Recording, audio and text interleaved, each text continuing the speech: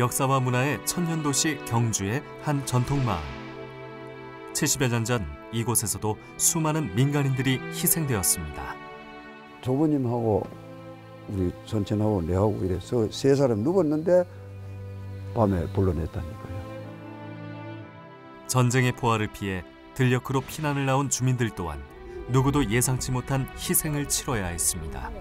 훑어버린데 피난 폭격을 당하니까 아버지는 태극기를 꺼내가지고 흔들며 피난민이니까 폭격하지 마라.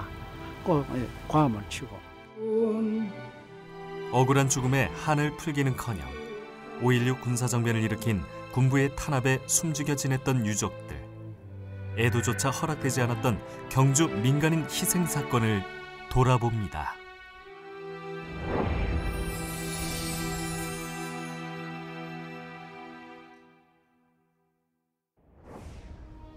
고대 왕국 신라의 천년 도읍지였던 경상북도 경주시는 현재 4개 읍과 8개 면, 11개 동으로 이루어져 있습니다. 시대에 따라 설화벌, 계림, 금성, 월성 등 다양한 명칭으로 불려온 경주는 도시 전체가 역사문화 유적지나 다름없는 유서 깊은 고장입니다.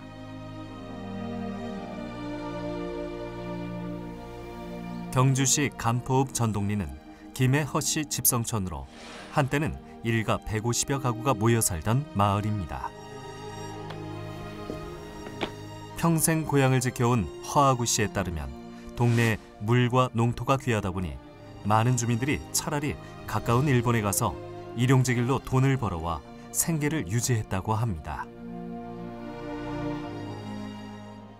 형제 많지로 농사는 없지로. 그러니까 이제 그 당시는 여기 사람들 일본 많이 갔다 갔거든. 가가지고 그 노가다 하고 이래가지고 벌어 먹고 벌어가 돈 좀 약속 가져와 그래가지고 와가지고 있다가 그래가지고 이제 아버지는 한문을 많이 배워노이. 그래 사장질로 하면서 그래 이제 무엇이 상도 쫓고 그랬거든. 가난했지만 평화로웠던 마을은 해방 후 어지러운 전국에 휩쓸렸습니다. 1946년 미군정의 미국 수집령에 반발하며 촉발된 대구 10월 항쟁은 경주 지역에도 많은 영향을 미쳤는데요. 진실화해위원회 조사에 의하면 빨치산과 좌익 세력에 대한 군경의 대대적인 토벌 작전에 많은 민간인이 좌익으로 몰려 피해를 당했고, 이런 와중에 보도연맹이 결성되면서 많은 사람들이 보도연맹에 가입되었습니다.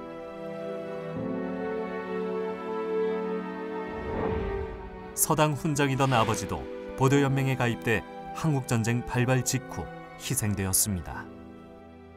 아버지가 여기 앉아가지고 이제 사장은 이쪽에 앉고 공부하는 아들만 이제 차가 서당 앉아 공부를 했거든. 그래 전부 꿀앉아가 옛날에는 내 하늘 천 따지고 그냥 이제 그걸 배우면 항공 다 배우면 다 꿀앉아가 그거를 다 외워야 천자문 띠내에 따른다. 서당 훈장으로 주민들에게 존경받았던 아버지는 집성촌 문중의 어른으로서 옳지 않은 일에는 쓴소리를 서슴지 않는 대쪽 같은 분이셨다고 합니다. 아버지는 그렇게 이 문중에 무슨 말을 하면 전부 바로 죽겠는데 그게 전부 화가 되는 게라. 서당 앞 커다란 나무가 있던 이 자리는 아버지가 끌려간 곳입니다. 평소 아버지를 눈의 가시처럼 여겼던 문중 사람이 순경을 대동하고 와서는 아버지와 몇몇 사람들을 이곳에 모아 연행해 간 겁니다. 서당 앞에 갖다 모다 놓고 그래가 차에 싣고 가가지고 그래가지고 뭐 지서 갖다 가지고 딱 묶어가지고 요래 전부 요래 허아구 씨는 전쟁이 일어나기 전 아버지에 앞서 20살이던 큰형님을 먼저 잃기도 했습니다. 마을 청년들과 나무하러 갔다가 빨치산으로 몰려 그 자리에서 사살된 겁니다.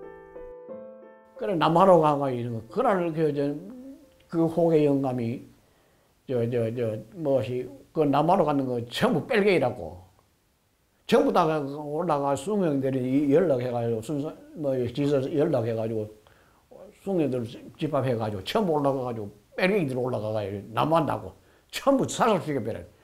그러다가 가면 전부 사살시켜 보고. 아버지는 억울하게 죽은 장남의 시신을 산에 묻었습니다. 그리고 1년 뒤 아버지 당신마저 간포읍과 양북면 경계에 있는 노치제에서 총살되었습니다. 음력 6월 금음날 비오고 천둥이 치는 무서운 밤이었습니다.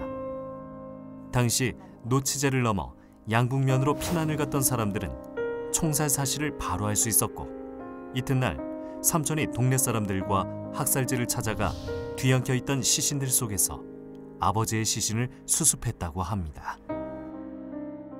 여기서 한 서너시 와가지고 그래가 뭐 판관에 처음 이래 묶어놨는 거 또 뻥간뻥간에 탁 치는데 그만 총을 뭐 얼마나 쐈는지 뭐 그래가 이제 그쪽에 뭐 해놨다가 뭐 날이 이제 세월이 이제 좀 이제 숙지막 할 때 이제 봉으로 만들어 놨다가 경주 보도연맹은 1950년 2월 초순 결성된 것으로 추정됩니다. 전쟁이 발발하자 많은 보도연맹원들이 경주 곳곳에서 희생됐는데요. 천북면 신당리가 고향인 김청자 씨도 아버지를 여의었습니다. 나오는데 저 있죠. 저 찾았는데 저기가 집이다. 저 집이고 여는 다 우리 가수원이고. 당시 청자 시내는 꽤 큰 농토를 소유한 부잣집이었습니다. 철도 공무원이었던 아버지는 충북 영동역에서 근무하면서 가끔씩 집에 오곤 했는데 마침 집에 왔다가 영문도 모른 채 경찰에 연행됐습니다. 집에 와가 있는데 그 잡으러 왔어요. 아침에 일찍이 잡으러 왔대요. 아침에 일찍이 잡으러 와가지고 그래가 뭐 데리고 가시고는 뭐 그러고는 뭐 의외된 테 우리는 전혀 아무도 몰라요. 훗날 아버지의 희생 사연의 진실을 조금이나마 알게 된 데는 함께 유적회 활동을 해온 남편의 도움이 있었습니다. 내 자인어른도 뭐 크실 때는 상당히 참 두뇌도 발달하고 막 수제에 가까운 그런 뭐 내가 직접 뵙지는 못했지만 듣는 얘기하면 그래가지고 그 전부 충청도 영동역에 그 근무를 하시는데 그냥 뒀으면 그런 사례가 없었을지 모르는데 그때 여러 가지가 많이 있었어요. 상당히 부자였어요. 이렇게 내려오셔가지고 좀 똑똑하니까 이제 뭐 그 가시기 전에 동네에서는 그 딱 자인어른하고 한 분하고 두 분이 아주 가까운 분인데 아주 명석했어요. 그리고 이제 두 사람 더 억울하게 그러다 죽었지. 이장수 씨는 유적회 활동을 하던 중 4.19 혁명 직후 진행됐던 양민학살 사건 진상보고서에서 장인어른 희생과 관련된 경찰 기록을 발견했습니다. 장인 김삼도 씨가 당시 천북지서 주임의 명령으로 납치되듯 연행되어 학살된 것을 증명하는 서류입니다. 경찰은 전쟁이 나기 전 빨치산에게 밥을 해줬다는 얼토당토한 연유로 아버지를 총살시켰다고 합니다. 딸만 5을 둔 채 홀로 된 어머니를 할아버지는 모질게 대하셨고 결국 어머니는 영양실조에 실명까지 하셨습니다. 억울하게 총살돼 시신조차 찾지 못한 아버지와 고생만 하다 돌아가신 어머니. 청자 씨의 가슴엔 켜켜이 한이 쌓여버렸습니다. 송 맞으려고 끌려가가 꼴짜기로 올라갔을 때 그걸 생각하면 내가 자다가도 요즘 늘 울어요. 그래 생각하면 왜 그런 정치가 뭔지 나는 딸 5이 엄마 이 6 식구가 어떻게 살아왔는지 이거는 정부에서 수억만 원을 준다 해도 보상이 안 됩니다. 내가 그걸 보상이라고 볼 수가 없습니다. 우리가 살아온 그걸 생각하면 정말 힘들게 살았어요. 너무너무 억울하고 불쌍한 사람이 우리는 그래도 이래가요. 지금까지 살아왔으니까 이런 날도 있잖아요. 엄마 인생은 뭔겨? 그 피눈물 나는 세월을 보냈어요. 조선시대 양반가의 500년 전통을 이어오고 있는 양동마을. 사시사철 많은 관광객이 찾아오는 경주의 대표적인 명소입니다.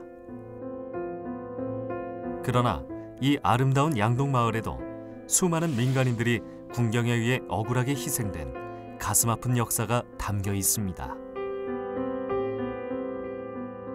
양동마을에서 경주 유적회 고문으로 활발한 활동을 해오고 있는 두 분을 만났습니다. 두 분 모두 한국전쟁 발발 직후 벌어진 보도연맹 사건으로 부친을 여의었습니다.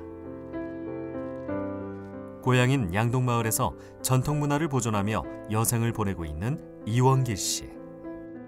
1950년 당시 농사를 지으며 마을의 서기로 일하시던 아버지가 경찰에 끌려가던 날을 지금도 생생하게 기억하고 있습니다. 요 밑에 우리 밭이 있었다고. 밭이 있었는데 사물자가 와서 요 놈에 가면은 삼굴이 있어요. 삼굴이 있었는데 내가 아버지 지게 뒤에 따라갔다가 따라왔어요. 그래가 저녁에 그래 조부님하고 우리 선친하고 내하고 이래서 세 사람 누웠는데 밤에 불러냈다니까요. 보도연맹은 초창기 자수기간을 두고 좌익 전향자를 모집했지만 나중엔 지역별로 모집 인원이 할당된 것으로 보입니다. 이원길 씨는 아버지도 그런 연유로 잡혀간 게 아닐까 추정합니다. 나중에 들은 얘기인데 이 배당이 있는 모양이라요. 몇 사람씩 잡아여라 하는 그게 있었다고 하더라고. 그러니까 마을별로 다 몇 명씩 잡아가는 거는 이제 그래가 잡아가지 싶어요. 예. 양동마을에서 약 4km 떨어진 이웃마을에 살고 있는 조이덕 씨의 아버지는 삼촌 대신 붙잡혀갔다고 합니다. 당시 보도연맹에 가입돼 있던 삼촌이 집을 나간 사이 삼촌을 잡으러 왔던 경찰은 조사할 게 있다며 아버지를 데려갔고 그것이 아버지의 마지막 모습이었습니다.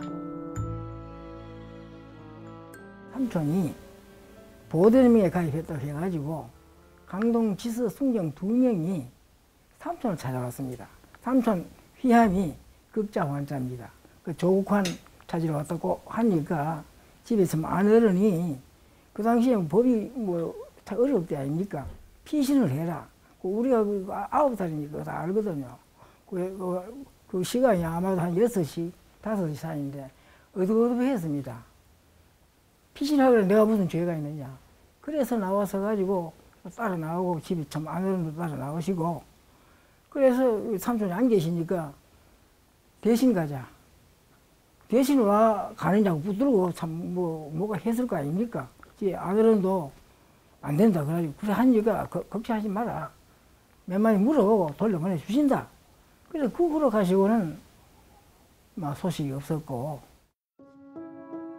초등학교만 나와 독학으로 공부하신 아버지는 마을에 야학을 열어 문맹태치에 앞장서던 분이셨습니다. 저녁에 밤에 주민들을 모아놓고 한문도 가르치고 한글도 가르치고 문명이 많았으니까 그런 참 좋은 일 하셨습니다. 조이덕 씨는 아버지가 잡혀간 다음 날 기차역에서 아버지를 연행해 간 경찰과 우연히 마주쳤습니다. 경찰은 아버지를 기다리는 어린 희덕 씨를 달래주었는데 훗날 그것마저 경찰의 기만이었음을 알게 되었다는 조이덕 씨. 여기 아직도 부조역은 있습니다. 그 앞에서 그래서 참 순사를 만나가지고 연맹한 순사를 만나가지고 왜 아버지 안 돌려보내주시냐 그러니까 그 순사가 하는 얘기가 공부 열심히 해라. 머리 쓰다듬으면서 지 아버지 곧 돌려보내주신다 하면서 그때는 아버지는 돌아갔습니다. 한 며칠 후에거든요. 아, 이미 돌아가셨는데? 그렇죠. 돌아갔었죠. 그 순경들이 거짓말을 했네. 거짓말이죠. 아버지는 고향인 강동면 유금리에서 멀리 떨어진 천북면 신당리로 끌려가 총살되었습니다. 당시 강동면, 안강읍, 천북면 등의 보도연맹원들이 이곳에서 집단 학살되었는데 그 수가 100여 명에 이르는 것으로 추정됩니다. 총살 소문은 마을에 빠르게 퍼져나갔지만 대부분의 주민들은 전쟁통에 피난을 다니느라 며칠이 지나서야 학살지를 찾았습니다. 하지만 매장도 제대로 되지 않은 채 겹겹이 쌓여있던 시신들은 이미 부패될 대로 부패되어 누가 누구인지 구분할 수 없는 지경이니 가족들은 망연자실 돌아설 수밖에 없었습니다. 조모님하고 집이 아내른하고 그때 수술을 하러 왔었는데 아예 막 차곡차곡 채져가지고 하면 시체가 변해가지고 그냥 방법이 없었고요. 시신도 없이 제사를 지내온 지 70여 년이 흘렀습니다. 학살의 흔적은 세월 속에 사라졌어도 그때의 비통한 기억은 도통 지워지지가 않습니다. 집에 아내른하고 조모님하고 그 신당에 갔어요. 그 가면서 새벽에 나서가지고 참 캄캄해가 들어오셨습니다. 들어오시면서 천발에 앉아가지고 우시는 것이 어제같이 보이죠. 경주에서 발원하여 동해로 흘러드는 형산강의 지류인 기계천 주변엔 너른 평야가 펼쳐져 있습니다. 1950년 8월 9일부터 9월 22일 사이 한국전쟁 최대 격전지 중 하나로 꼽히는 안강 기계전투가 벌어졌습니다. 하지만 기계천 평야지대는 교전지역과 떨어져 있었기에 인근 마을 주민들은 북한군이 밀고 내려온다는 소식에 기계천으로 피난을 나왔습니다. 기계천에서 만난 두 분의 가족도 이곳으로 피난을 왔습니다. 사방이 노출된 지역이라 북한군이 주둔할 수 없었고 피하 구분이 용이해 어느 곳보다 안전할 것이라고 여겼습니다. 그러나 기대와는 달리 정찰기가 다녀간 후 갑자기 피난민을 향해 폭격이 이어졌습니다. 2km 정도쯤 되는 우리 고향이 있습니다. 거기서 피난 이야기를 듣고 제를 넘어 가지고 이 현장까지 피난 온 겁니다. 그리고 이제 저들이 완전히 폭격이 오고 그 다음에 여기서 피난을 한 곳에서 비행기가 뭐 폭탄을 하든지 안 그러면은 중에 할아버지하고 저하고 둘은 저 뒤에 방천에 저 자전거 가고 있는 저 뒤 방천에서 할아버지 손을 붙잡으면서 이래 있는데 여하튼 이쪽 곳에 뭐 폭탄이 날아나고 그 다음에 마우성이 터지고 그런까지 기억이 고려납니다. 3355 모여있던 피난민들은 예상치 못한 아군의 폭격에 혼비백산했고 수십 명의 사람들이 폭격을 피하지 못해 일순간 처참하게 쓰러져 갔습니다. 당시 6살이던 이재동 씨는 가까스로 목숨을 건졌지만 일가족을 잃었습니다. 모친 씨는 아버지가 해가 이제 고향 집 쪽에 우선 가매장 같이 이제 하고 동생들하고 누님은 뭐 같이 그때 뭐 묻는 자리는 없고 그 뭐 어떻든 뭐그 당시로 화장인지 어떻든 그까지 내 기억을 뭐 못하고. 이원우 씨 또한 부모님과 4살 난 형을 잃었습니다. 유행이 폭격을 피한 6살 누나가 포대기에 쌓여있던 2살 난 원우 씨를 안고 강을 건너 살아날 수 있었습니다. 내 이름을 부르니까 좀 꿈틀하더랍니다.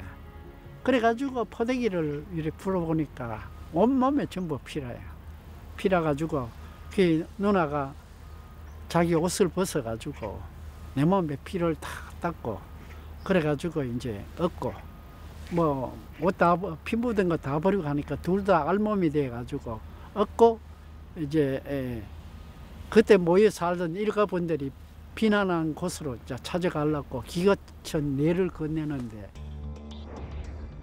진실화해위원회 조사에 따르면 피난 나온 주민들은 군인 눈에 잘 띄도록 일부러 흰 옷으로 갈아입기도 했으며 정찰기를 향해 흰 천을 흔들기도 했습니다.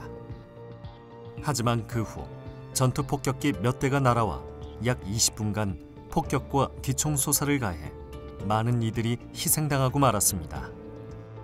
특히 미군 폭격에 의한 기계천 희생자들 중에는 10살이 채 안 된 어린아이들이 많았기에 더욱 안타까움을 자아냅니다.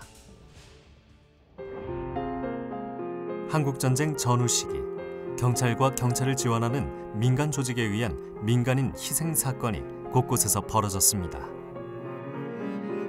경주시 내남면 일대에서는 해방 후 전쟁이 일어나기 직전까지 경찰과 경찰 협조단체인 민보단에 의해 많은 희생이 있었는데요. 김하종 씨의 일가가 많이 살고 있던 바탕골 한 곳에서만 무려 30여 명이 희생되기도 했습니다. 비극은 바탕골로 이사온 한 주민이 이웃의 벼를 훔치면서 시작되었습니다. 주민들은 합심하여 그가 벼를 훔친 것을 밝혀낸 뒤 마을을 떠나길 권유했지만 그는 마을을 떠나는 대신 마을 이장을 비롯한 주민들을 좌익으로 몰아 민보단에 의해 죽음에 이르게 한 것입니다. 저 사람 있네. 저기 처가 있어. 여기 집이 큰 집이 있었습니다. 여기. 바탕골 주민 30명은 그렇게 싸늘한 주검이 되었습니다. 1949년 8월 1일의 일이었습니다. 집안 6촌, 4촌 사람 22가족, 4세대, 4가구 하고 그 밑에 손씨라고 손씨 가구가 그 당시에 그 사람이 특무상사 제대를 해가지고 8명의 가족이 살았어요. 그럴 때는 시족사회 아닙니까? 사는데 사도 하는데 그날 저녁에 그 우리 집안 사람 대소가 22명이 4세대가 집집마다 그 민보단과 경찰에 이래가지고 총살당했어요. 당하고 밑에 손씨는 밑에 가족에 8명이 총살당하고 그래서 30명이 총살당한 일이 있습니다. 민보단과 경찰은 바탕골 주민들을 살해한 후 바탕골에서 4km 떨어진 홈실 마을에도 들이닥쳤습니다. 김하종 씨의 부친에게 바탕골 주민들의 시신을 처리하라고 시킨 것인데요.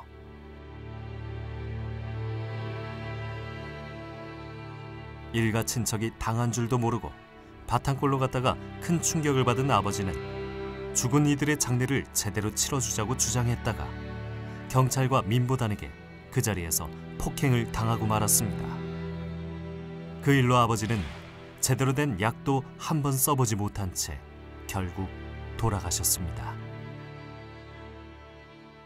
그래서 집에 아버지가 아무리 사람이 죽었지만은 그 시체를 띄가지고 아들이 뭐 엉키고 있으니까 어린애들이 띄가지고 옷이라도 갈아입혀가지고 매장을 해야 안 되겠나 하고 하니까 거기에 민보단 남은 민보단 그 지킨 민보단하고 경찰관이 그러면 매장이 늦어진다 하면서 막 삽과 고개로 아버지를 구타해가지고 그래 나중에 이제 매장을 끝마치고 내려올 때는 이덕무이라는 사람이 동네 사람인데 지게 지고 내려왔어요. 아버지를 지고 내려왔어요. 지고 내려와가지고 우리 집에 내려주고 이제 동네에 갔는데 그래서 아버지는 뭐 그때는 뭐 영참 실신강들은 뭐 반중 다 해가지고 나무 지게 지고 왔으니 지게 근처에 왔다가 이제 그래서 그래 있다가 9일 만에 세상을 떠났어요.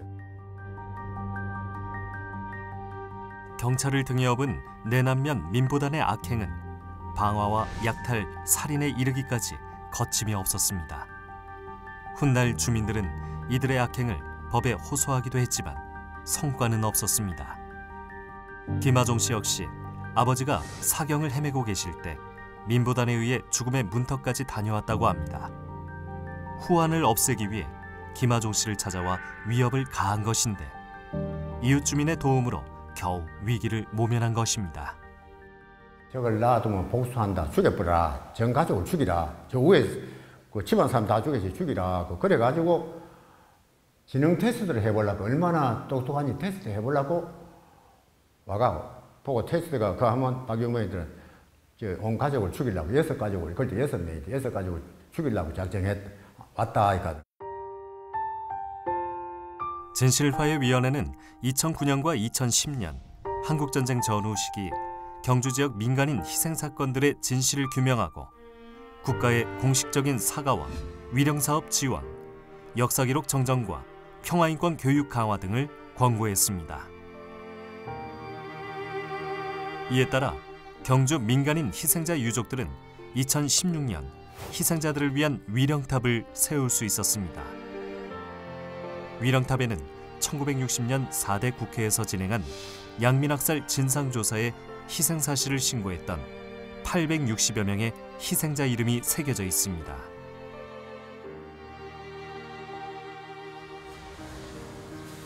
경주 유족회는 매년 10월 23일 위령제를 지내 억울하게 죽어간 희생자들의 넋을 기리고 있습니다.